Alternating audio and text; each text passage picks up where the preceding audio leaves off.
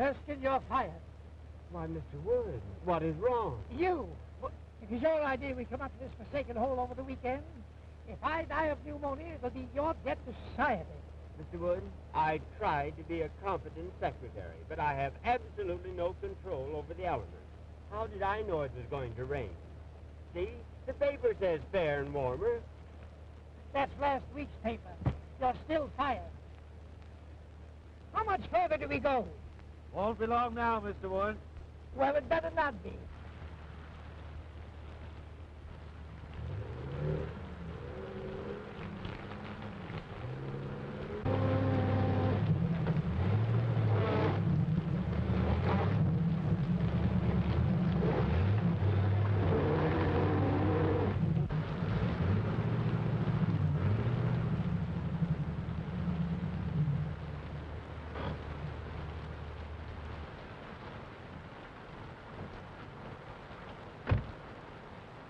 Something the matter?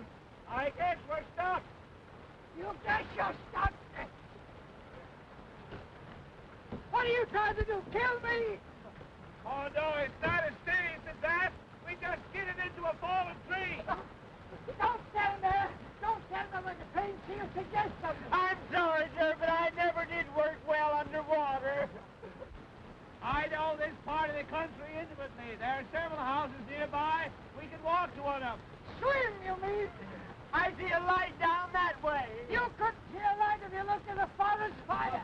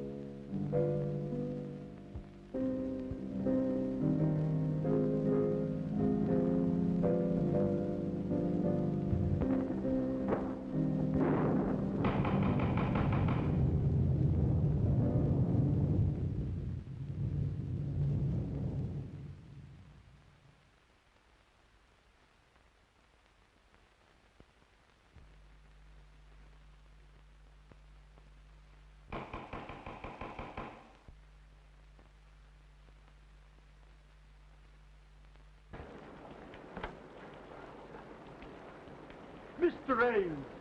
Oh, hello, Caraway. I'm sorry. I didn't recognize this as Dr. Kent's house. Just a moment, Ames. I don't know who this Dr. Kent is, but I'm getting out of the storm even if it's to be the missing link. Coming in, Mr. Ames?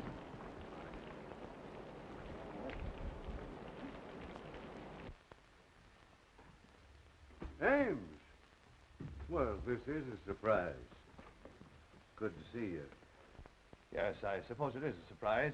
We skidded off the road, hit a tree, and became mired in mud, and yours is the nearest house. Oh, pardon me, Dr. Kent. This is Herman Wood, the famous theatrical producer. You no doubt have heard of him, even if you haven't met him. Delighted, Mr. Wood. You're courageous to face the storms we have up here. Courageous. Insane, you mean? How do you do that? And this is Homer Erskine, his secretary. How are you, Erskine? Oh, wet. I agree with you for once. Hello, Gloria. Glad to see me. More than you know. A certain gentleman here doesn't take our engagement seriously. Harry. Hello, Ames. How do you do? Gloria. This is Mr. Wood, Mr. Erskine, Miss Shaw, and Mr. Terry Gray. Oh, Mr. Wood, I've heard so much about you. Yeah, I was afraid of that. How are you, young man? Still quite normal, thank you. Nice of you all to drop in like this. Your idea, wasn't it, Ames? After all, you were invited. That had nothing to do with it, and I assure you I wouldn't be here now if I could help it. We were just driving to my place where Mr. Wood was going to hear me read my latest play. Another play, Prescott? My, you are prolific. Well, play or no play, I ought to be in New York, in bed. Well, I'm afraid you'll have to remain my guest for the night. My chauffeur tells me the roads are completely out. Oh, forgive me for keeping you in these wet things. I'll have Caraway show you to some rooms immediately. Then you'll join us for a cocktail before dinner, for your staying, of course. Well, I like the cocktail part of the program. Oh, Caraway, take Mr. Ames and his friends upstairs immediately. Owing to the storm, they're going to stay for the evening. Yes, sir. This way, please.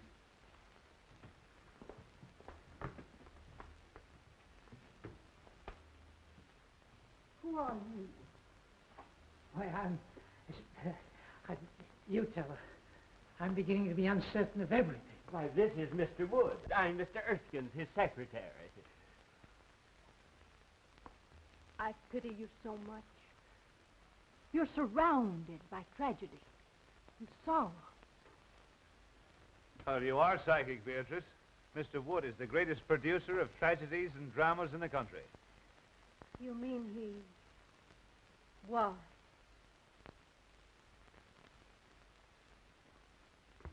Hey, Ames, about this play of yours. Why, yes, it's in my bag. As long as we can't reach my place, why not let me read it to you here? Look here. I just remembered an important appointment tomorrow in the city. I must return tonight. Isn't that right? Yes, absolutely. He has to dress the Travelers' Aid Society on the proper way to fold a timetable. My dear Mr. Wood, I would gladly assist you, but until the storm abates, there's no way of reaching the city. Well, we may as well accept the situation, Mr. Wood. We'll have a good dinner and then retire to Dr. Kent's study for a nice, quiet reading. Perhaps it'll make you appreciate my play all the more. They say a full stomach breeds tolerance. Well, something tells me I shall need it.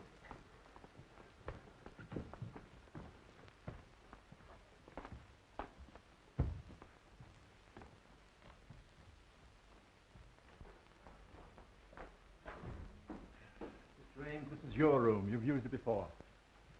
This way, gentlemen, please. This is yours, sir. Right. And this is yours.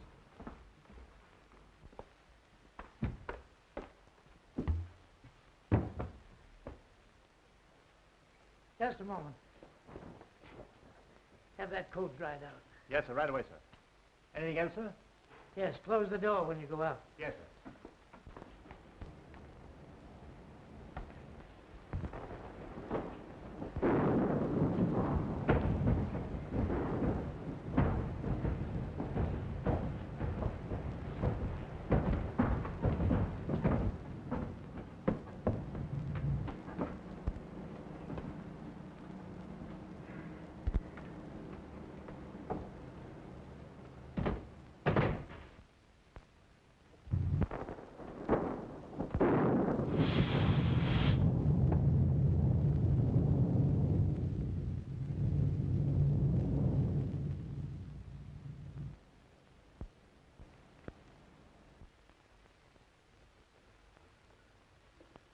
Well, the ghost walks tonight or never.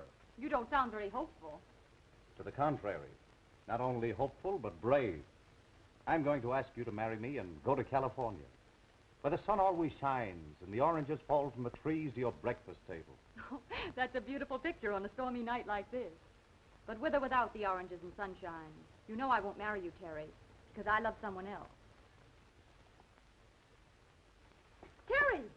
Pardon me?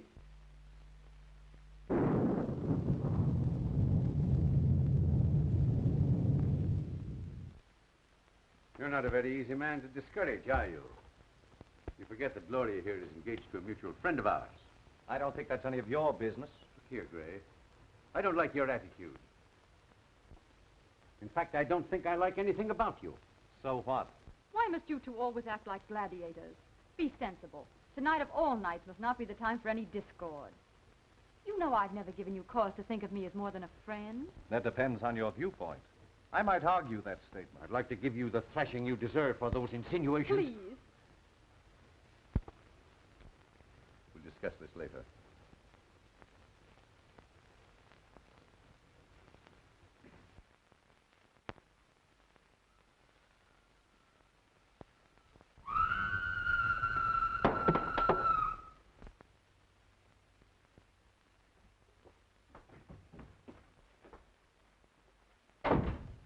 Erskine! Did you hear that scream? Yes, you sounded like a grand opera star with acute indigestion. Worse than that. Sounded like something unhuman. Oh, pure imagination. If I allowed a noise like that to scare me, your voice would have killed me long ago. Look here. Are you trying to insinuate I'm afraid? I'm just nervous, that's all. What kind of a madhouse is this? Oh, don't be so excitable. It's probably your liver acting up again. Have you your pills? Oh, my pills. Any of you folks here scream? Yes, it frightened me, too.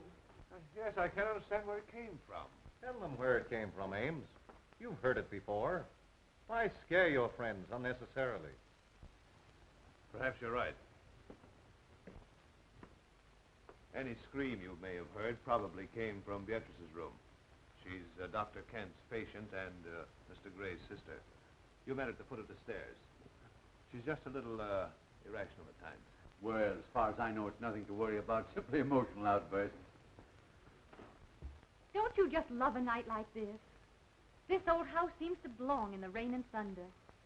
I read a book once about an old, old house, and oh, I don't know how many murders happen on just such a night as this.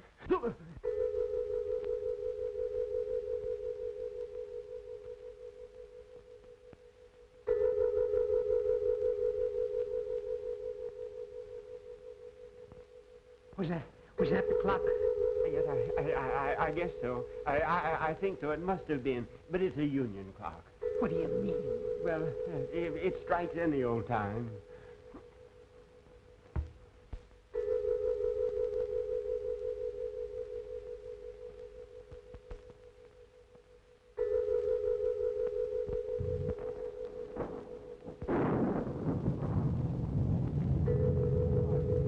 What's the matter with Beatrice?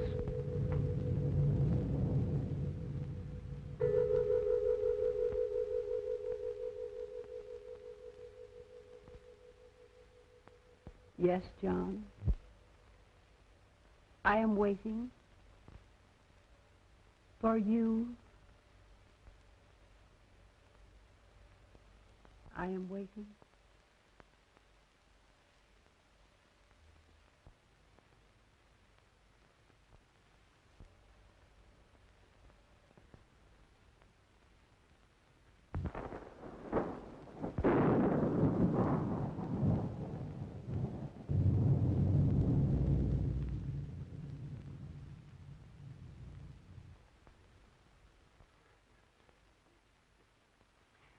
That woman gives me goose pimples.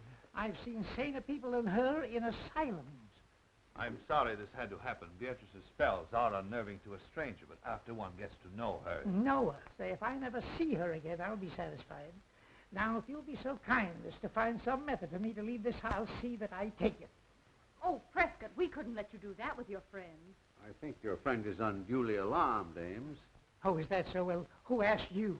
He has high blood pressure. He should calm himself. Oh. Miss Beatrice's actions are nothing to fear. She simply dwells in the unknown. As her attending physician, I can speak freely. The girl suffers from hallucinations and the shock of a tragedy that occurred in this house 3 years ago this night. Mr. Ames remembers that night very distinctly, no doubt. That's why he shuns my house. Dr. Kent, I see no reason for making my sister's grief public talk. I'll bet the doctor's going to tell us about some terrible operation. That ought to be cheerful. The unsolved murder of your sister's husband must be public talk in this house. Murder? I have taken notes on her actions since that night, and each year, at this hour, the flutter of that sound is heard, and she has acted as though the spirit of John, her dead husband, had returned to her. That's all there is to it. Erskine, we're leaving. Dinner is served, sir. No, we're not. Ghosts or no ghosts, we're eating. We're leaving. You're disobeying my orders. No, I'm not. You fired me an hour ago.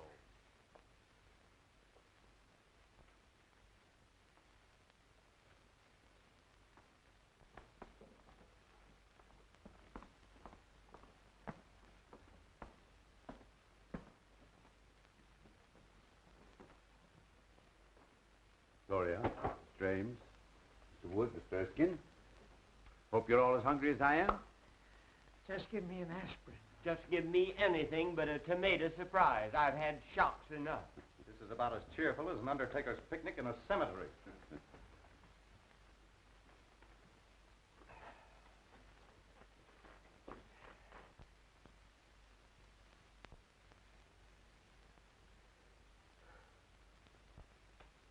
You're right on time, John. I was so afraid you might disappoint me. Mr. Wood, I think you're right. We better leave, now that John's here. Yes, Erskine, I'm not a cowardly man by nature, but my nerves won't stand this any longer. That woman is dangerous. My friends, please. I regret these unusual disturbances, but I've experienced these same phenomena in my patient's presence before. There's nothing to fear from the dead. I believe in spirits, but only as spirits. Hear me? Beatrice, please, your brother wishes you to restrain yourself. My dear brother seems frightened, as well he should be, just like all the rest of you are. Please, Beatrice, there are guests here, friends of Mr. Ames. What do they mean to me? You, Terry Gray. You, Miss Gloria Shaw. And you, my delightful friend, know what that blood stain is. You were at this table the night poor John fell forward and stained the cloth with his own blood. The night he was murdered. By one of you. Why, that's a lie. Open that door. Claire, I'll call the police. Oh, this is outrageous. Open that door. Unloosen that portal. I'm sorry, Miss Beatrice's orders are that no one leave. Jarvis is only partly correct. I gave that order. What's the idea? The idea, my friend, is to protect my patient's health. Any interruption might cause the loss of her sanity. You want the responsibility for that on your shoulders? I think you're as crazy as she is. Don't aggravate him. They're all dangerous. Everyone will please sit down.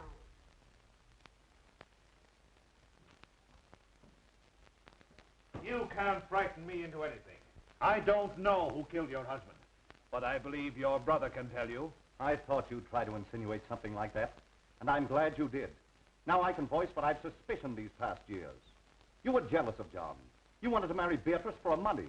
You, a penniless hack playwright. She preferred John, and you killed him. There's always been insanity in your family. Wait. He's right. I, too, always thought you killed John. You're unscrupulous enough to have done it. That's enough of that kind of talk. You aren't free from suspicion either. As John's cousin, you inherited more money from his death than I did. How dare you say that? I can't listen any longer.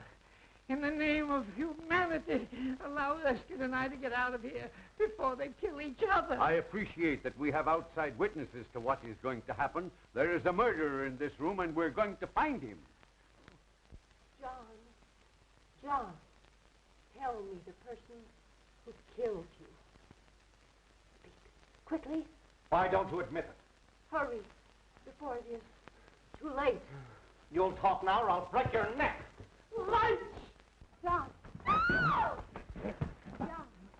John! Speak to me, John! Jarvis, turn on those lights.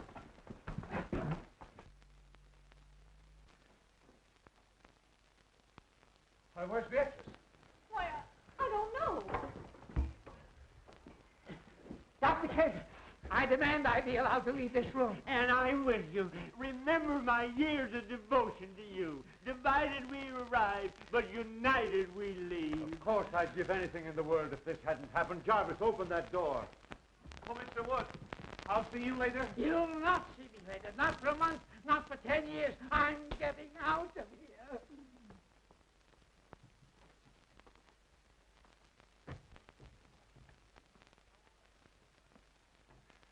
And so ends the first act of my little play. Oh, darling, it was wonderful. Well, we certainly scared those two. Nelson Wood's famous for his temper. Isn't it remarkable how they reacted almost exactly as you had written them into your play? Whew, I'm tired, and we've 2 more acts to go. Well, you're as clever a group of actors as I've ever seen. And I've got Glory to thank for finding you. Didn't I tell you they were troopers? You don't think we frightened them too much, do you? What's the difference? It's a blooming order play, ain't it? Oh, Jarvis, go get Beatrice. Good old Beatrice. She certainly played her part well. Yay, but I was afraid she wouldn't scram before the lights turned up.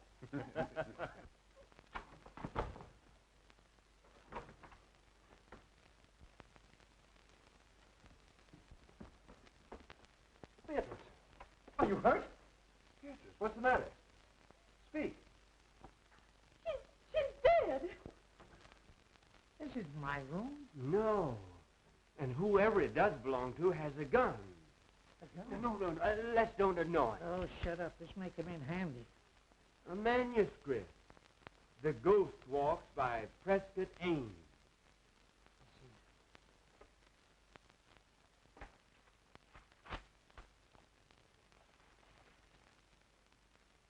As the group seat themselves at the table, the vacant chair also moves out, as if an invisible person was preparing to sit down.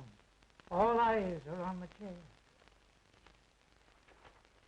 As the vacant chair slides back to the table, Beatrice addresses its invisible occupant. Beatrice speaks. You are right on time, John. Erskine, we've been witnessing a dress rehearsal of Ames's horror play. You mean all those scares were part of the play? Certainly. Wait. Here, let's try it again. Here, listen to this.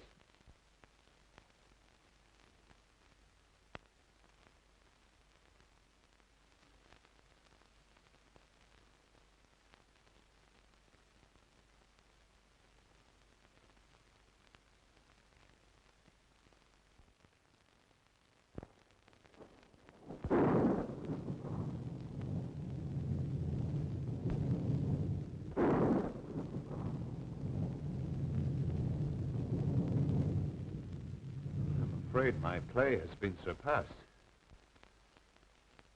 We have a real menace in this house. Well, there was no one in the house but us, and we were all in the dining room. I know I was. That's right, because I was struggling with you. I was sending you the light switch. Yes, and I was at the table, as you all know. I was playing ghost. I was all over the room. But I didn't do it, I tell you. I didn't do it. Of course you did. Now, don't lose your head. Don't any of us. A death-like face slowly appears in the dark, ghostly white and pallor. The face seems to float as it reaches the table. Beatrice, hysterically. John! Lights out. Everyone remains where standing with the exception of Beatrice, who disappears through a door in the kitchen. So they thought they'd impress me with their phony theatricals, eh? Me, who staged the burning of Rome while the gladiators were being gored to death in the animal pits. I wasn't scared a bit. Neither was I. So, what are you doing under the table? Well, I was looking for you. Ridiculous. I hate cowards. When we get back to town, remind me to fire you.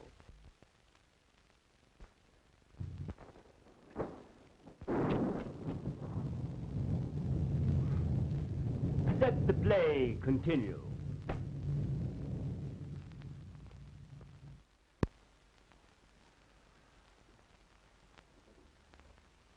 Now that the play is over, I'll have to tell Wood what's happened. Here he comes now. Ha! Still making merry, I see. Well, we thought we'd come down again. It's too quiet upstairs for us. Yes, we're used to shrieks, sirens, and suicides. Yeah. Why, what seems to be the trouble? Has Miss Beatrice been found? Yes, she has been found. Dead. Is that so? No, I mean, it can't be. It's impossible. What are you talking about? Mr. Wood, I'm trying to tell you that Beatrice is dead. Beatrice is dead. I don't believe it. Let's put this whole thing straight to you, Mr. Wood. We're all actors, hired by Ames here to present his play to you. Actors? Everything that's happened since you arrived was part of the play. Except poor Beatrice's death. Mr. Ames, Am I to understand that I've been witnessing part of the play you were to read to me? Yes, I thought it a good method of presenting it to you. You see, this is really my house, and the fallen tree on the road was all part of my scheme to fool you. The storm, of course, was an added break. Well, if these chills and thrills have been theatricals, where does the death of Beatrice fit in? Surely you don't destroy your characters. Somebody evidently does. We don't know any more about it than you do. The police should be notified. Now, wait a moment, everyone, please. I know that this is even more confusing to Mr. Wood than it is to us. He still believes we're putting on the play. So the only thing we can do is to show him Beatrice. By all means, do. Yes, death is no novelty to us. No. We stage it 8 times a week, including matinees. And benefits. Now, remember, no one is to touch the body until the police arrive. In there.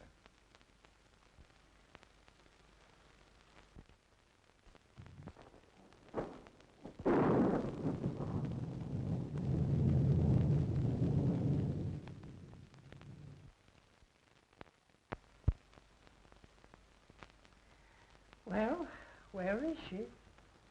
I don't know. What could have happened? Well, you ought to know. You're the author. This is impossible. I never heard of The place must be closed. We ought to get out of here. Where can she be? Perhaps he just stepped out during intermission. Gentlemen, this is too serious for joking. She was on that divan 10 minutes ago, dead. You've got to believe it's for your own safety. Oh, and you think we're all in danger? We most certainly are. We've got to search this house and find Beatrice and the person who... I wonder who that could be. Well, we'll never find out until we answer. I will. We all will.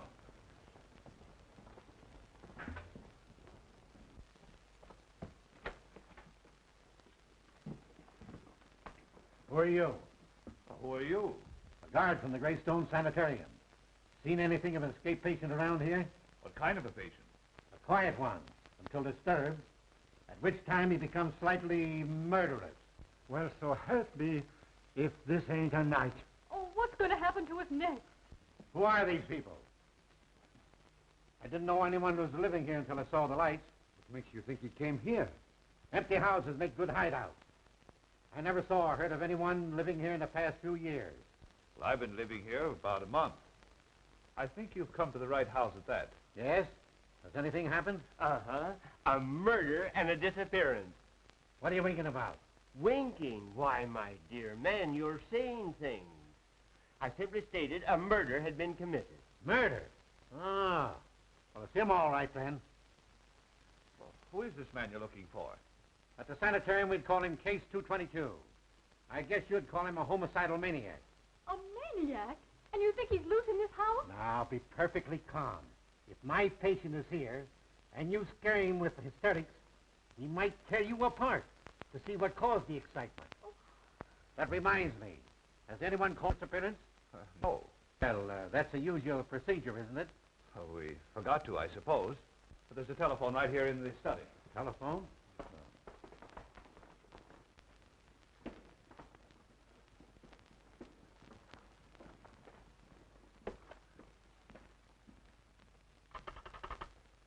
Hello? Hello?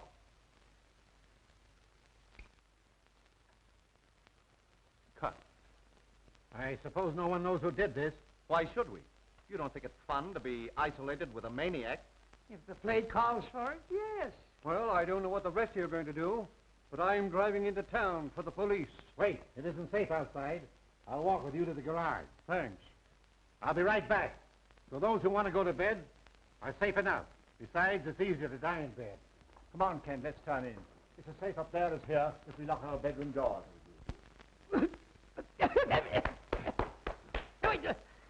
What's the idea? Why, you're choking terribly. Well, can you do any better? You know, I had a hunch that Beatrice should never appear in a horror play. Why? Too highly strung and impressionable. A fatalist. She figured if you were paid to scare people, the law of compensation would see to it that you got scared yourself. Utter nonsense. How could anyone possibly foresee a maniac coming here tonight and committing murder? Don't interrupt him. The play's improving. Not enough action for me. Tell me, Ames, just how did you happen to come to this house yourself?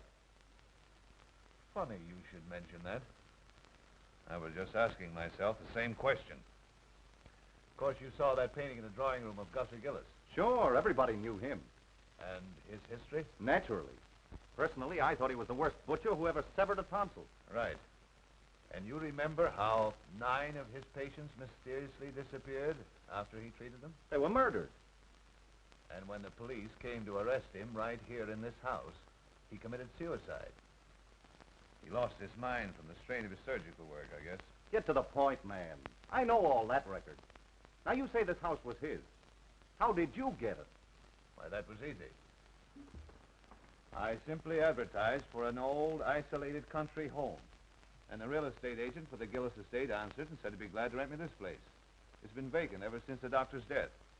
People were afraid to live in it because of the crimes that were committed here. It's supposed to be haunted. And the local people swear they've seen the lights go on and off in this house even while it stood unoccupied. Well, the rest of the story is short. I wanted to write a play in the same atmosphere he had lived his ghoulish life, so here I am. I'll bet he'll come back to haunt you for this. Jarvis get away all right? Yes.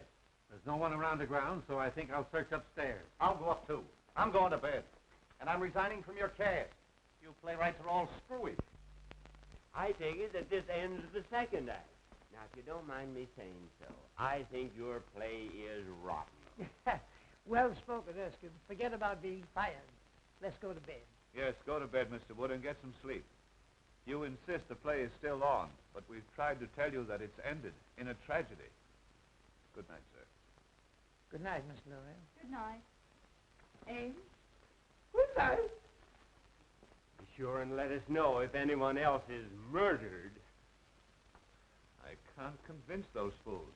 They insist we're still playing for their benefit. Oh, I wish we were out of this dreadful house. First it was Terry pestering me, and now this awful tragedy of tonight. Don't worry, dear. You look all worn out. You get some sleep, and I'll see that nothing disturbs you. Oh, I'm too frightened to sleep. Tell me the truth. Who do you think could have killed Beatrice, and where do you think she could be? Well, personally, I believe it was just a burglar who's long since disappeared. Then why would he steal the body? Oh, to cover up the crime, I suppose. Now, you go to bed, dear.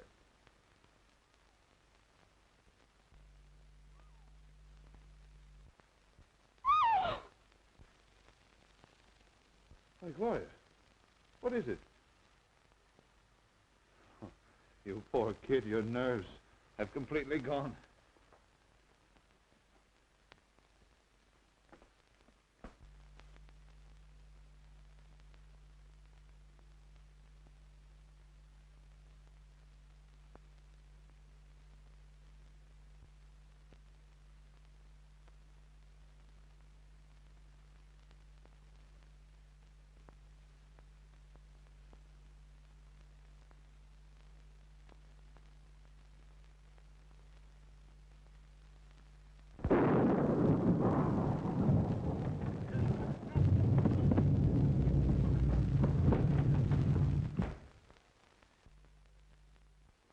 Oh, it's you.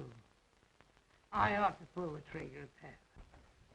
Well, come on, snap out of it. What is it? Mr. Wood, maybe we're wrong. Maybe this isn't the play we're witnessing after all. Oh, rubbish. You saw the manuscript, didn't you? Yes, but I didn't see anything in it about the top of my bed coming down and smothering me, just like a steak under onions.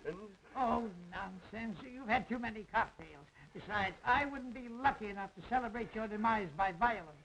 That's a fine way for you to talk to me who has been everything to you but a mother. Now, Mr. Wood, listen to reason. I may be all wrong. I'm a nervous man by nature. But if this play is still going on, it's the closest thing to reality I ever saw behind the footlights. Oh, you're a sissy.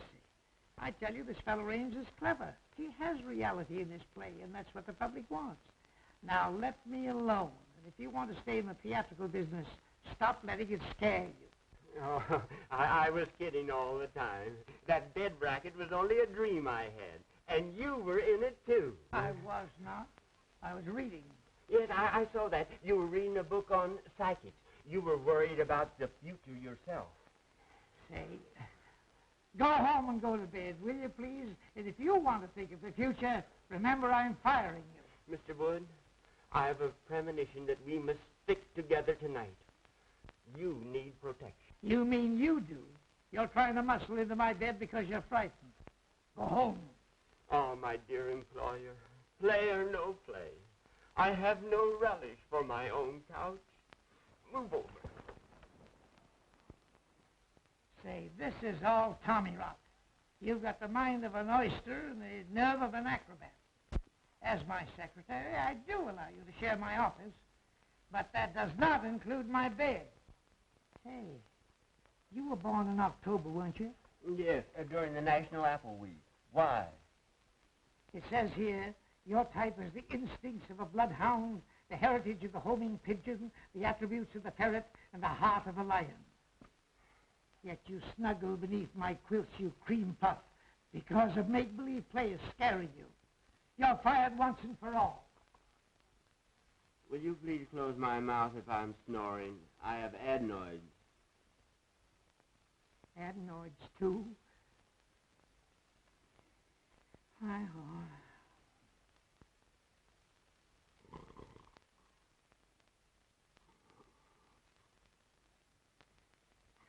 Homing pigeon, ferret, lion. I'm sleeping in a zoo.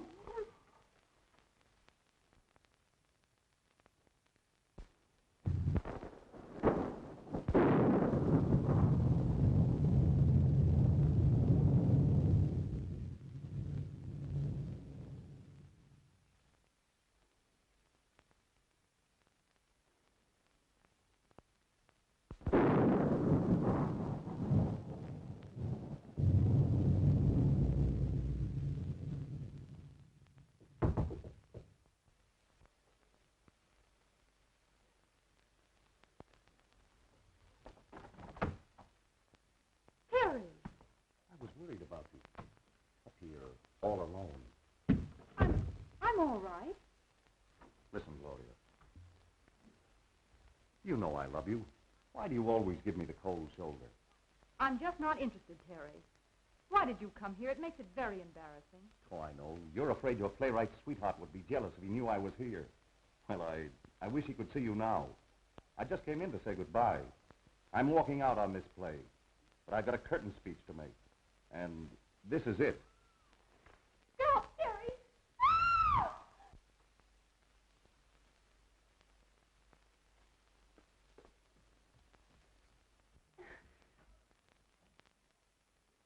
Gloria! Gloria! Why, you fool. Now see what you've done. I'll hide in that closet until he goes. If you tell him I'm here, I'll tell you invited me. Understand? Well, darling, what frightened you? I saw a man. Oh, where was he? He came in that door. I screamed and he went away. Oh, you poor kid, what a narrow escape you had. Wonder what that screaming was about. There's a light in Gloria's room. Let's see what's up. You take it easy. I'll find the guard and we'll search the house again. What's happened? We heard screams. Someone tried to break into Gloria's room. What? Who? I don't know. Here comes the guard. Seen anything? Plenty. Gloria was almost attacked by someone. Fancy that. Who do you think it was? We don't know. We'll wake up everybody and find out. Good idea. Let's try Terry first. Oh, Terry. Gone. Not a sign of him. Whose room is this? Oh, that's mine. And there's Erskine's room and that's Mr. Wood's. Well, let's see what they know.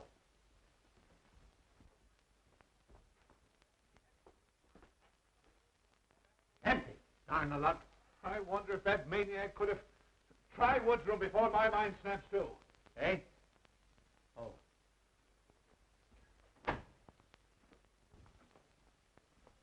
Hey, you two. Get out of here. My office hours are from 10 to 4. Seen anything strange in here? Yes, here's an exhibit that ought to be in a museum. What are you doing in here? I was sleepy. Is the play on again? No, we're just having a roll call. Well, consider us absent. Terry, Terry, come out.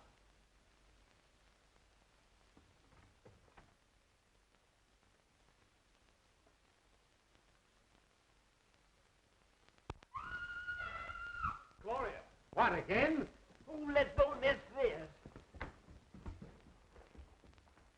I might as well be a fireman.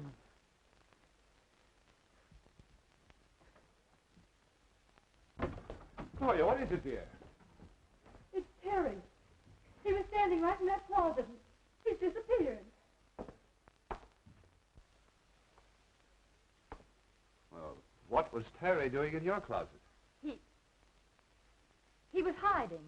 From whom? Why, Oh, pardon me.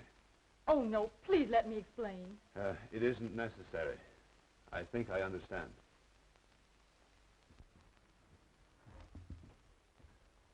I'd sooner trust a lunatic than I would a Yes, woman. they're more reliable.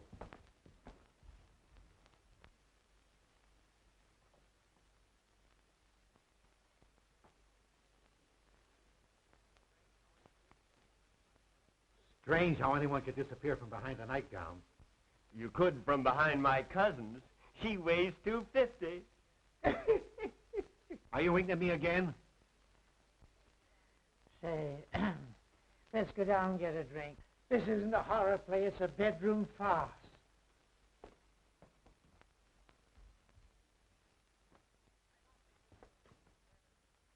I don't think this situation is fair to me. You people are of very little help. That patient of mine is evaporating. He thinks all I've got to do is to look for him. Besides, I promised to be a fourth of bridge tonight with some friends of mine. Speaking of wasting time, Jarvis should have been back from town with the police long ago. Oh, Caraway. Will you and Kent go back upstairs, please? Just to be near Gloria. I couldn't stand seeing her myself just now, but I don't want to expose her to unnecessary danger. I understand. We'll be glad to help. I'd just as soon go up again anyway. I'm dead. Please don't use that word. I don't like that fella Caraway. Oh, forget it. He's just a seedy butler. Well, I feel duty bound to see this night through. I live here and all that, but I'm beginning to reach the breaking point. The situation is getting out of hand. It seems to me you're about as useless a guard as I've ever seen. Well, I've worked in 2 penitentiaries and 3 asylums and never had any complaints. Best actor of the bunch. Well, boys, I'm going to retire from now for the second time tonight. Abe, go on with your rehearsal, but don't disturb me for the finale. And again I say, good night. Please continue. I never walk out on anything that doesn't cost me something. What does he mean? Oh, these fools think we're putting on a play for their benefit. I'm hungry. I could destroy a few vitamins myself. Well, you'll find some food in the kitchen. I'll be waiting for you here.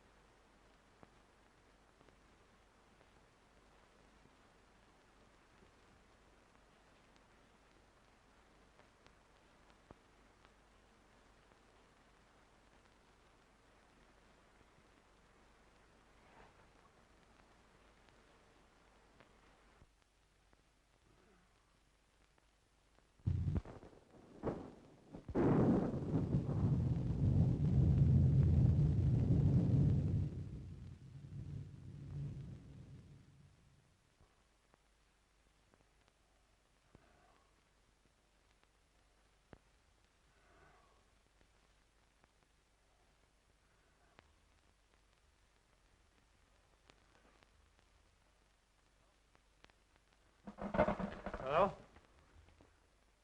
What are you doing down here? Why, I just came down to get some cigarettes. Well, you shouldn't have left Gloria upstairs alone. Well, I'm not her guardian. If you're so anxious about her, why don't you go upstairs and play watchman yourself? That's just what we're both going to do.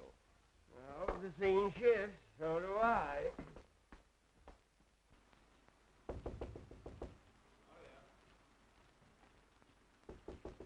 Gloria? Gloria!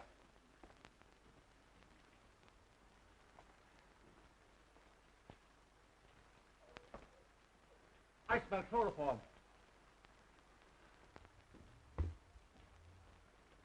This is all your fault. I told you not to leave her alone. We'll arouse everyone. Okay. Well, Mr. Wood. He's probably in his room. I shouldn't cue you, but here comes Kent now. Oh, Kent! Yeah? Gloria's disappeared. Huh? Say, have you been out in the rain? No, why? Well, whoever stole Gloria took her out of the window into the rain. Funny that you should be out of your room and then appear all wet. I don't like your insinuations, Mr. Ames. If you must know, I couldn't sleep. I was going to take a bath in the tub and turned on the shower by mistake. That's what I would call a watertight alibi. Maybe Mr. Wood knows something.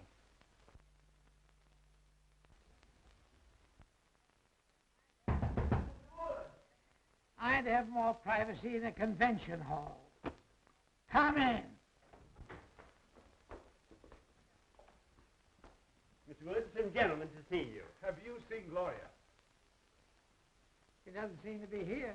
Why? Gloria has been kidnapped. Goody, goody. I say, that's beastly rude of you.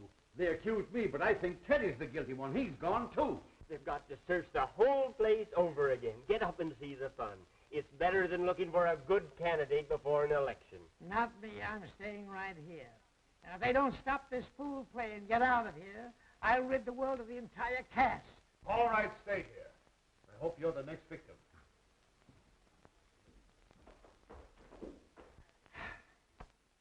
Mr. Wood, could I have a word with you? If you try to get in this bed again, I'll shoot you, so help me.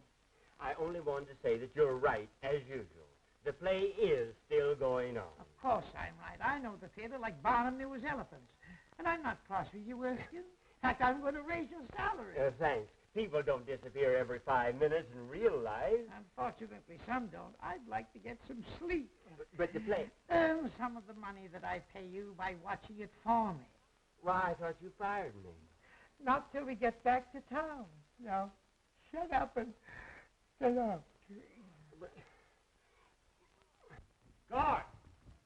Guard! Huh? What do you want? Fine, help you are. Gloria's been stolen and you're standing around here eating chicken. Well, one must eat occasionally. What makes you think the lady was stolen? Rather an antiquated way to acquire a woman, isn't it? Oh, shut up. Her window was open. She must have been taken out of the house. I'm going to search the grounds. I'm with you, Ames. Hey, you. Come here. Where's your friend? If you mean my honored employer, he's upstairs in bed. I think I'll go up and look him over. There's something queer about you both. He winks at you and you wink at me. And I don't like it.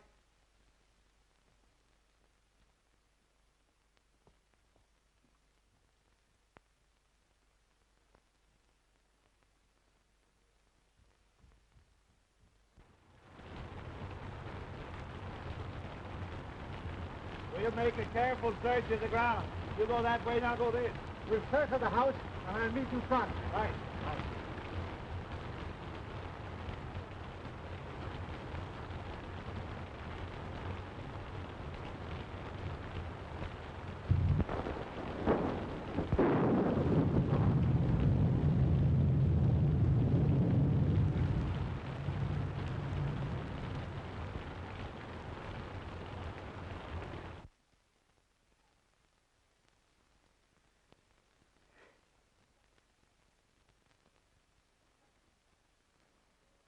Who's there? Only me. Oh, my old friend from the insane asylum. Come on in, sit down. Make yourself at home. Everybody else has. Hey, look here, old man, pal to pal. You're not really an asylum guard, are you? No. How did you get it? God, you can't fool an old-timer. You know, you're wasting your talents here. You're too good for this stuff. The whole world knows that. I said good, not perfect. like that play. You know, I've been thinking that over. It's mighty darn gripping. I think it's pathetically bad. I'll have no part in it. Are you under contract to Ames? Me? I should say not. But I'm ready for a presentation now that will astound the world. I believe you are. I'll bet you'd be a sensation and a good part. And I'm going to give it to you. Herman Wood, the man who has given more stars to Broadway than Edison has electric lights, will star you personally in an extravaganza. Splendid, splendid. Oh, are you busy Thursday? Let me see. No, I have nothing planned. Good. Come to my office next Thursday and we'll sign a contract. Splendid. But you should see me work first. Well, what are you doing now? Wasting time talking to you. Come with me, and I will show you real dramatics. Are you kidding? I never joke. I will show you drama. Stark, throbbing drama, with a master touch of comedy. By golly, I'm with you. Just wait till I get my slippers. Don't forget, Thursday. Come.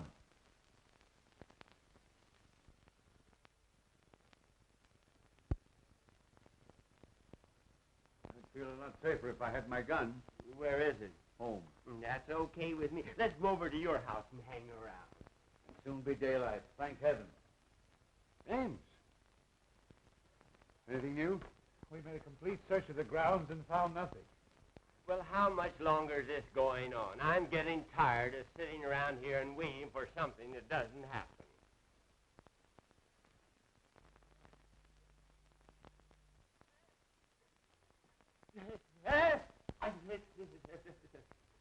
The picture. It's alive. It winged. What's the matter with him? He must be balmy.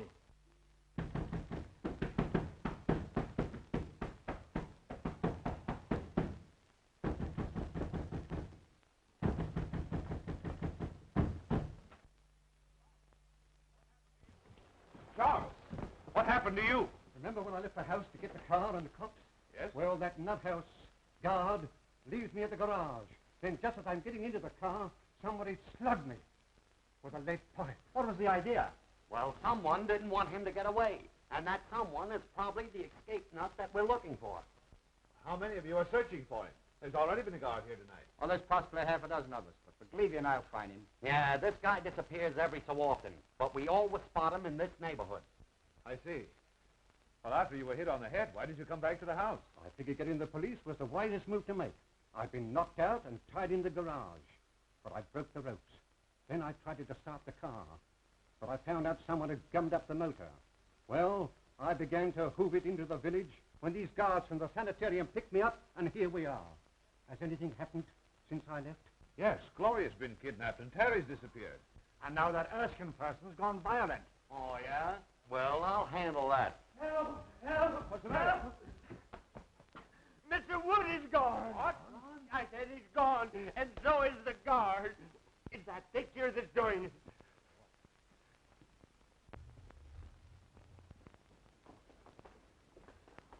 Oh, what's the matter with it? Its eyes moved. It glared at me. Why, it's as solid as the wall. You're daffy. Those eyes never stared out of nothing but a paint pot. I say someone looked out of that painting. Okay, brother, we'll soon find out who's nuts around here.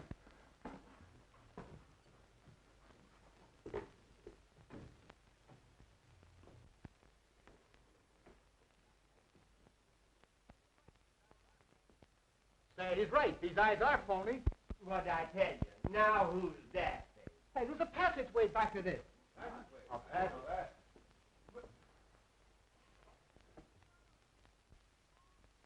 Look! It's moving!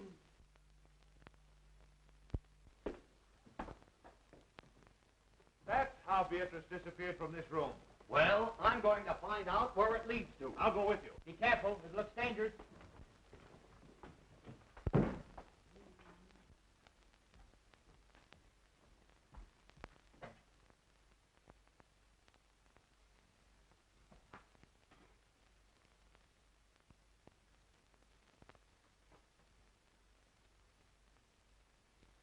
My friends, since your entrance into this house, I've worked toward bringing you into this laboratory. Years ago, a famous surgeon lived, worked, and studied here. His name was Guthrie Gillis. He is dead now, but I, Professor Elmer Trickery, will carry on and improve his work. Hey, I don't like these underground places. Well, you may as well get used to it. You may spend a lot of time in one. Why, the whole house must be honeycombed with passages. They lead all directions.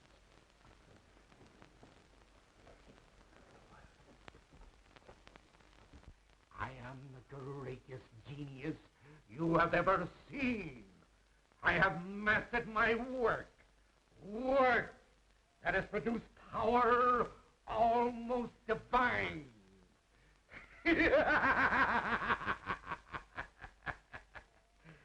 I have become more than the greatest plastic surgeon in the world.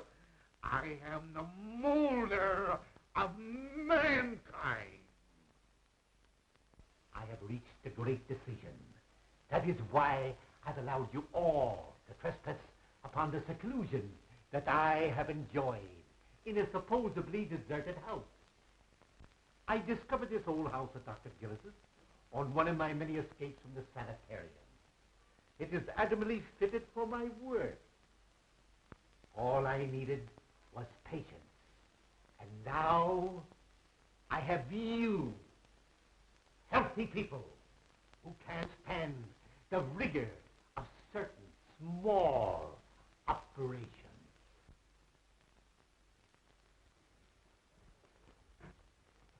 So wait. This looks like a door.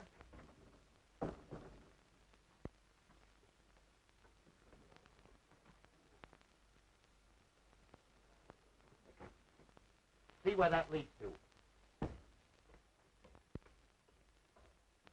This patient you're looking for, is he violent? Sometimes. He almost killed a guard tonight when he stole his uniform. Oh, and he winked at me. Leads into an open room with a swinging bookcase.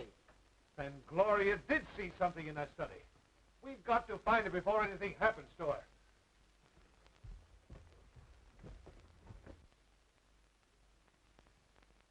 It seems to me this is the fluid I used to paralyze the mice with yesterday. I think I meant to use it on your friend Beatrice. But somehow I became somewhat confused. So now the poor girl is dead. Forgive my stupidity. I will be more careful to see that you don't suffer the accidental death she did. I have brought back the spark of life. I am colossal. Oh, my head aches. Take that smelling salts away. You're choking me. I am awfully embarrassed. I thought I killed you, but I only gave you a headache.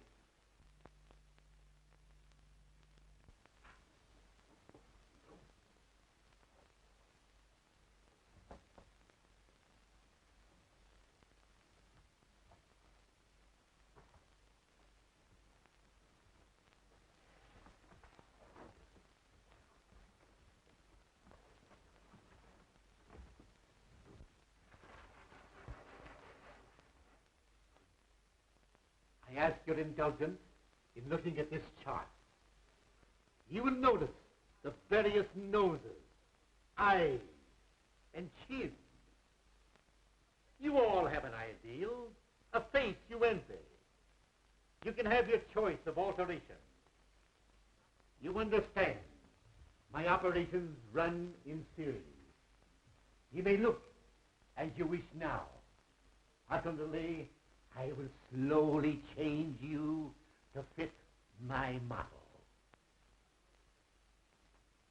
Young lady, you shall have the honor of being the first on my table. I shall require very little from any of you. Just enough to begin my work. A feature from you, a bone from him, and a cartilage from that one. It's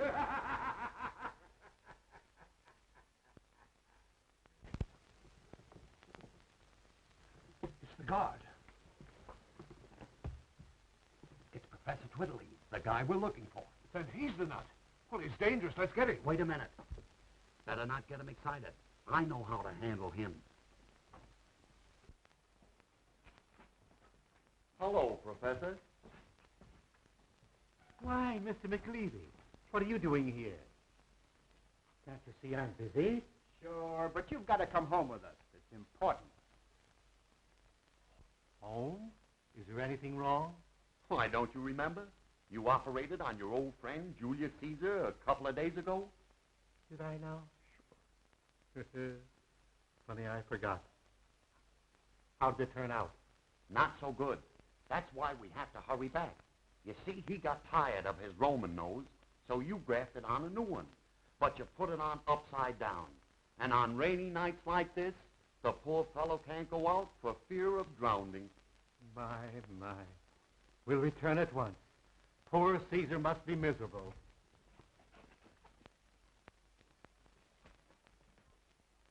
Oh, Prescott, take me out of here. I never want to see another horror play. Well, don't worry. I'll never write another one. Yes, you will. What? Absolutely, but you've got to rewrite it. Just like this night and the experiences we've gone through. Even to the murder of Beatrice? Yes, I'm afraid Beatrice will have to die all over again. Well, the ghost walks after all. Congratulations. Congratulations, John. You were all right too, Caraway. Thank you, Mr. Wood. Now what's the matter with you? I was just thinking how terrible it would have been had the professor really operated on us and changed us all. You might have gotten my adenoids, and I would have gotten your false teeth. Erskine, turn your face to the setting sun. Oh! What's the idea? Don't forget, you're fired. Oh, Mr. Wood. Come.